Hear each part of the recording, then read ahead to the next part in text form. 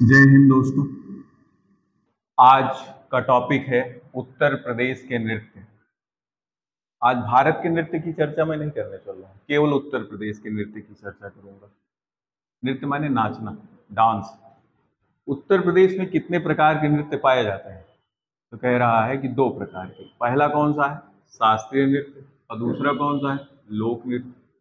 शास्त्रीय नृत्य वह नृत्य होता है जो सुर लय ताल पर नियम पूर्वक जो है नृत्य किया जाता है, सामान्य रूप से नहीं। और लोक नृत्य क्या है? जो जैसे पाता है, जैसे आप नाच गान देखते हैं शादी विवाह मुंडन के अवसर पर, विवाह के अवसर पर, जो सामान्य आम जनमानस के द्वारा वो लोक नृत्य होता है।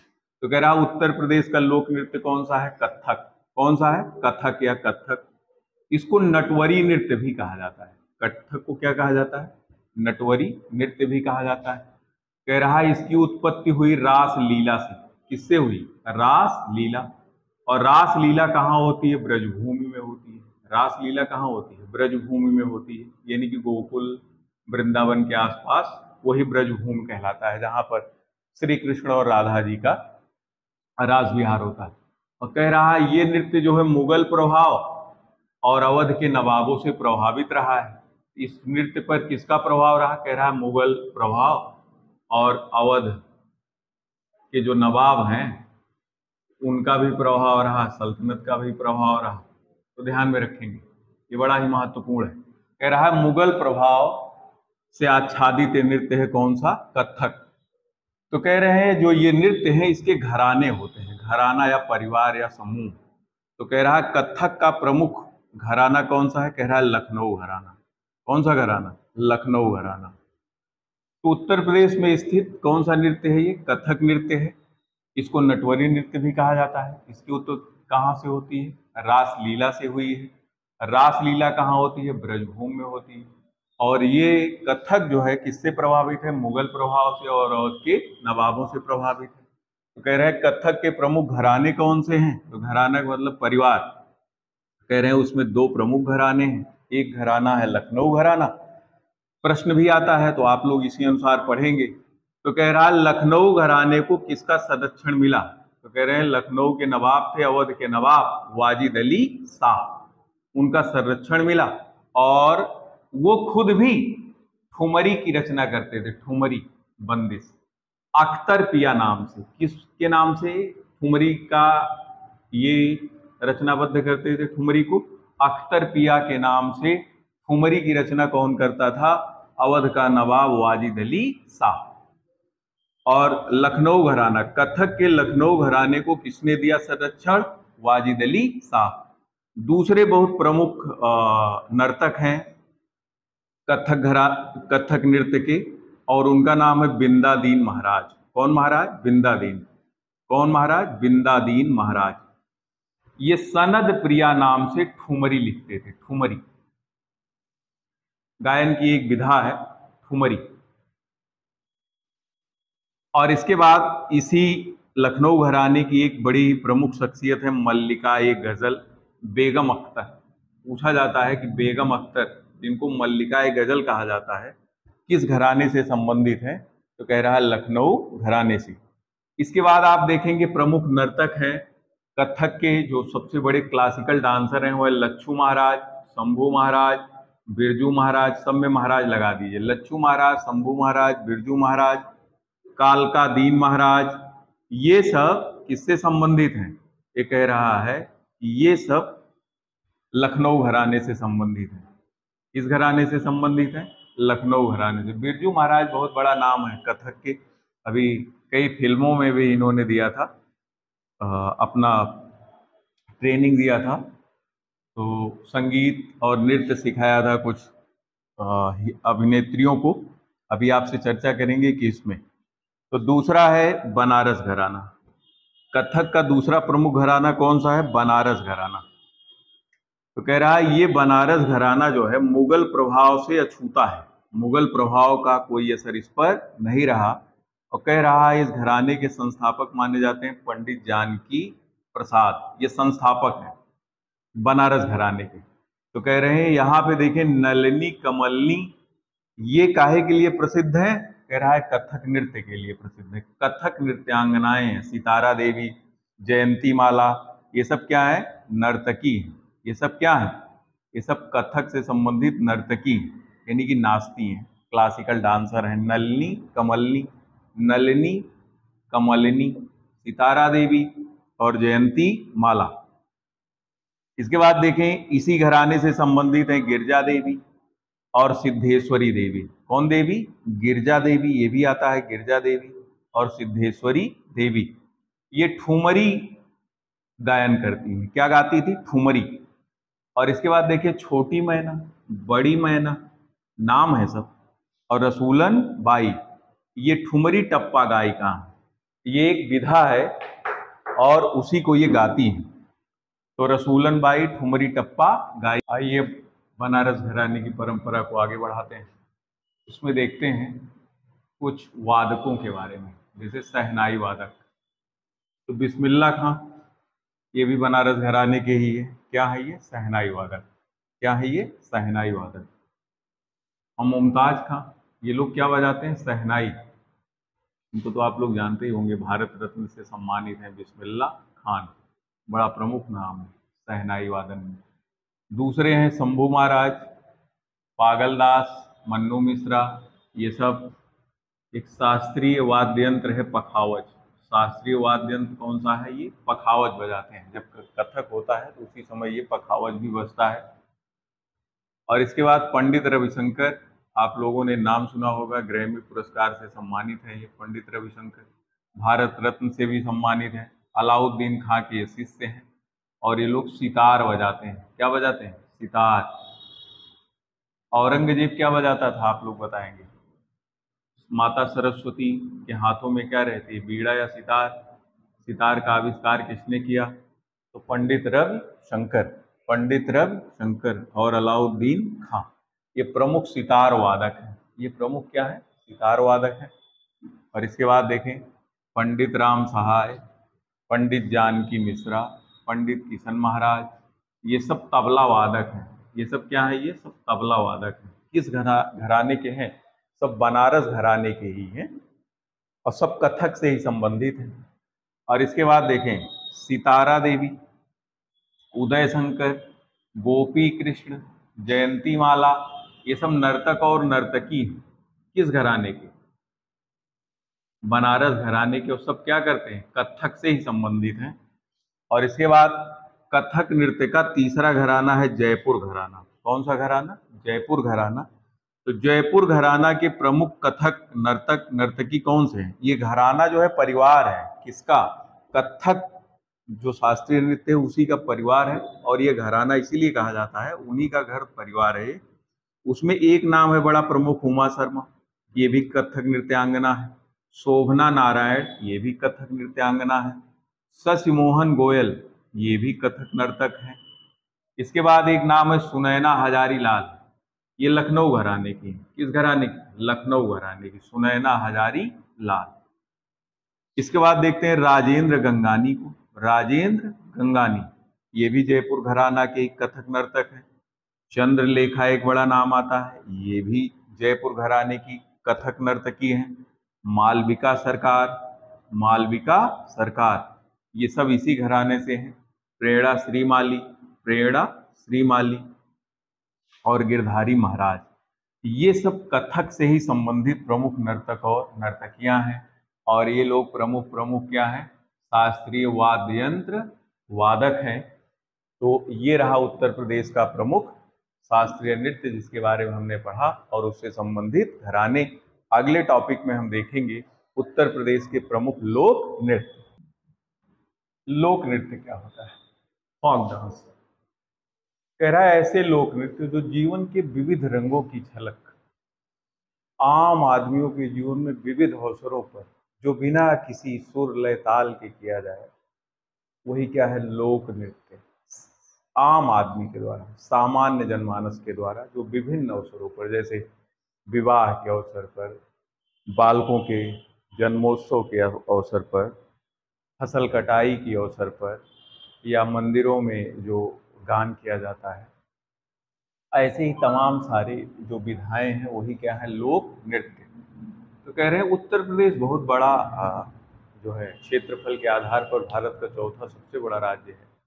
और आप लोग पढ़े होंगे इसका क्षेत्रफल जो है 2,40,000 लगभग 928 वर्ग किलोमीटर फैला हुआ है और 7.33% भूभाग है पूरे भारत का। तो इतने बड़े क्षेत्र में पश्चिमी उत्तर प्रदेश, पूर्वी उत्तर प्रदेश, अवध, पूर्वी ब्रज, बहुत सारे क्षेत्र हैं। तो ये कह रहा है क्षेत्रीयता के आधार पर या क्षेत्रीय आधार पर भी तमाम सारे लोक नृत्य होते हैं, तो उसको पढ़ने में आसानी हो जाती है और एग्जाम में भी ऐसे ही प्रश्न पूछे जाते हैं। प्रश्न पूछा जाता है कि ब्रज क्षेत्र का प्रमुख, जैसे एक क्षेत्र हो गया ब्रज क्षेत्र, तो ब्रज क्षेत्र कौन सा है? वही राधा रानी का क्षेत्र जो है ब्रज क्षेत्र है। मथुरा के आसपास का क्षेत्र जो है ब्रज क्षेत्र है। तो कह रहा है ब्रज क्षेत्र का प्रमुख लोक नृत्य कौन सा है? तो आप लोग बहुत बार आया है चरकुला। कौन सा? चरकुला। तो चरकुला को ही कहा जाता है घड़ा नृत्य भी कहा जाता है। चरकुला को क्या कहा जाता है? घड़ा नृत्य भी माना जाता है। कहता है ये होली की दूज पर होता है। किस अवसर पर? होली की दूज पर। और राधा जी के जन्मोत्सव पर, यानी कि राधा जी के जन्म के अवसर पर। राधा जी का जन्म कब हुआ? होली के दूसरे दिन, यानी कि होली की दूज पर। तो चरकुला, जिसको कौन सा नृत्य कहा जाता है? घड़ा नृत्य भी कहा जाता है। कब होता है? होली की दूज पर। चरकुला मोस्ट इंपॉर्टेंट, रट लीजिए। दूसरा नृत्य है मयूर। दूसरा कौन सा है? मयूर। ये भी कब होता है? राधा कृष्ण के प्रेम प्रसंग को आधार बनाकर किया जाता है। राधा कृष्ण का प्रेम प्रसंग। अब इसमें मयूर पंख धारण कर लेते हैं और फिर नर्तक और नर्तकी नाचते गाते हैं। और तीसरा है रास। तीसरा क्या है? रास। तो रास लीला के अवसर पर इसको ये नृत्य होता है। तो आप लोग जानते हैं रास लीला कहाँ होती है? ब्रज क्षेत्र में होती है। और चौथा है झूला। चौथा नृत्य कौन सा है? झूला। तो कह रहा है श्रावण माह। किस महीने में? श्रावण माह। तो कहाँ होता है? कह रहा है मंदिरों में किया जाता है। सावन महीने में मंदिरों में ये लोक नृत्य होता है। आम लोग इसमें अपना खूब नर्तक और नर्तकी मिलके नाचते गाते हैं। तो कह रहा है ब्रज क्षेत्र के 4 प्रमुख नृत्य हैं। पहला है चरकुला, दूसरा है मयूर, तीसरा है रास और चौथा है झूला। अवसर हमने बता दिया कि किस अवसर पे किए जाते हैं। और दूसरा है अवध क्षेत्र। दूसरा कौन सा है? अवध क्षेत्र, जो फैजाबाद मंडल के आसपास का क्षेत्र है वो कौन सा है? अवध क्षेत्र। भगवान राम से संबंधित जो क्षेत्र है वो अवध है। तो कह रहे हैं अवध क्षेत्र का प्रमुख लोक नृत्य कौन सा है? कह रहा है जोगिनी। कौन सा? जोगिनी। तो कह रहा है ये कब होता है? रामनवमी की संध्या पर। कब होता है? रामनवमी की संध्या पर। ये पुरुष करते हैं महिलाओं का भेष बदलकर। पुरुषों के द्वारा महिलाओं के भेष में किया जाता है जोगिनी। और दूसरा है कलाबाजी।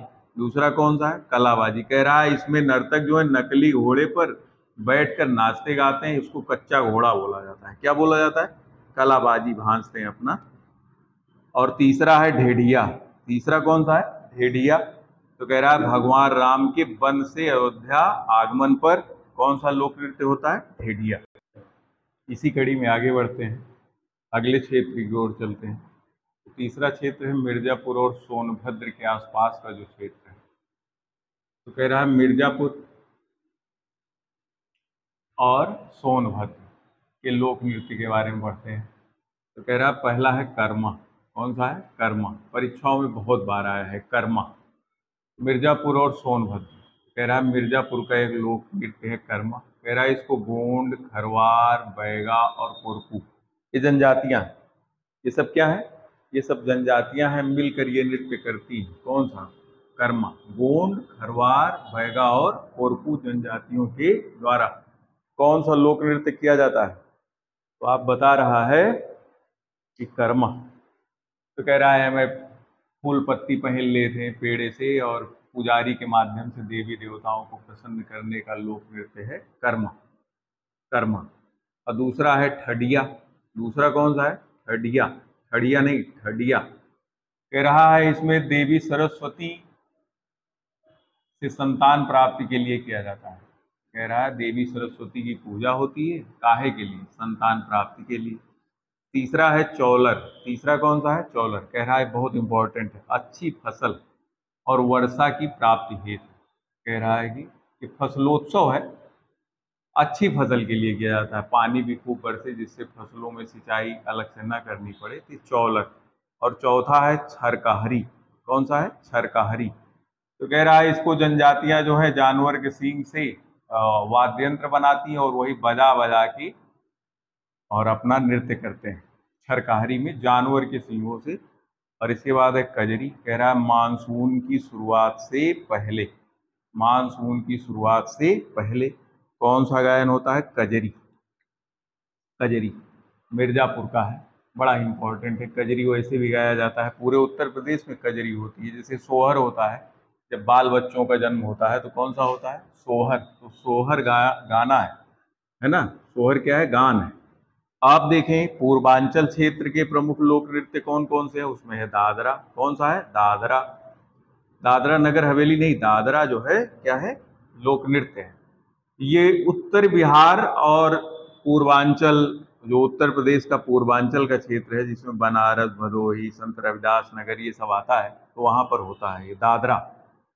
फिर कह रहा है दूसरा है चौरसिया। तो कह रहा है ये भी जौनपुर में होता है, विशेष रूप से कहाँ? कुंभकारों के द्वारा, चौरसिया।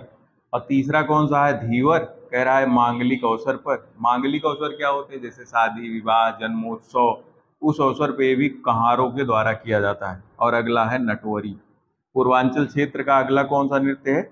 नटवरी। ये जन्माष्टमी और होली के अवसर पर अहीर समुदाय के द्वारा किया जाने वाला लोक नृत्य है। कौन सा? नटवरी। इसी क्रम में आगे बढ़ते हैं। अभी पूर्वांचल क्षेत्र का ही चल रहा था, वहाँ पे दो बचे हुए थे, एक है नटुआ या नकटुरा। कौन सा है? नटुआ या नकटुरा। तो कह रहा है मांगलिक अवसर पर किया जाता है। किस अवसर पर? मांगलिक अवसर क्या है? अरे भाई शादी विवाह है। इसके बाद पुत्र जन्मोत्सव है, फसल कटाई है, तो सब ये सब क्या है? ये सब मांगलिक अवसर ही तो है। तो शादी विवाह, पुत्र जन्म के अवसर पर, फसल कटाई के अवसर पर तो नटुआ या नकाटुरा होता है। क्या होता है? नटुआ या नकुटुरा। ये मांगलिक अवसर पर किया जाने वाला क्या है? लोक नृत्य है। लोक माने जनता के द्वारा, जनता, आम आदमी। और नृत्य माने नाचना, जिसमें सब मिलकर नाचे, वही है लोक नृत्य। और अगला है धोबिया। धोबी लोग इसको ना करते हैं विवाह के अवसर पर। किस अवसर पर? विवाह के अवसर पर। तो कह रहा है कि ये महिलाएं जो है गाना गाती हैं, विवाह के अवसर पर गाना गाकर नाचती हैं। विवाह के अवसर पर महिलाएं क्या है? गा गा करके नाचती हैं। तो उसमें है धोबिया। अब तो ये रहे आपके पूर्वांचल क्षेत्र के, और अगला क्षेत्र है बुंदेलखंड क्षेत्र। बुंदेलखंड क्षेत्र। आल्हा उदल का नाम सुने होंगे। खूब लड़ी मर्दानी वो तो झांसी वाली रानी थी, बुंदेलो हर बोलो मुँह हमने सुनी कहानी थी। बुंदेलखंड क्षेत्र, बघेलखंड क्षेत्र, पूर्वांचल, पश्चिमांचल। तो बुंदेलखंड क्षेत्र में उत्तर प्रदेश के कुल कितने जिले आते हैं? है ना? तो अभी 3 जिले तो दिख ही रहे हैं। तो एक पहला कौन सा है? बुंदेलखंड क्षेत्र का पहला लोक नृत्य है ख्याल। कौन सा? ख्याल। कब होता है? कह रहा है पुत्र जन्मोत्सव पर, जब लड़के का जन्म होता है उसी अवसर पे बुंदेलखंड वाले कौन सा गाना गा, कौन सा नृत्य करते हैं? ख्याल। दूसरा है लट्ठमार। दूसरा कौन सा है? लट्ठमार। कह रहा है दीपावली के समय किया जाता है। कब किया जाता है? दीपावली के समय नृत्य होता है। तीसरा है सौरा अथवा सोहरा। सौरा अथवा सोहरा। कह रहा है फसल कटाई के अवसर पर होता है। कहाँ होता है? कह रहा है हमीरपुर, झांसी और ललितपुर। हमीरपुर, झांसी और ललितपुर जो बुंदेलखंड के अंतर्गत आते हैं ये जिले, वहां पर ये किया जाता है फसल कटाई के अवसर पर सौरा अथवा सोहरा। चौथा है धुरिया। चौथा है धुरिया, कुम्हार लोग करते हैं इसको। और पांचवा है देवी। पांचवा है कौन सा? देवी। कह रहा है विवाह के अवसर पर मांगलिक कार्यक्रम होता है, विवाह के अवसर पर धोबी लोग इसको नाचते गाते हैं। और अगला है दीवारी पाई डंडा। अगला कौन सा है? दीवारी पाई डंडा। कह रहा है भगवान श्री कृष्ण के जीवन से संबंधित विभिन्न, है ना, आख्यानों पर ये लोक नृत्य किया जाता है। और अगला है राई या मयूर नृत्य। अगला कौन सा है? राई या मयूर नृत्य।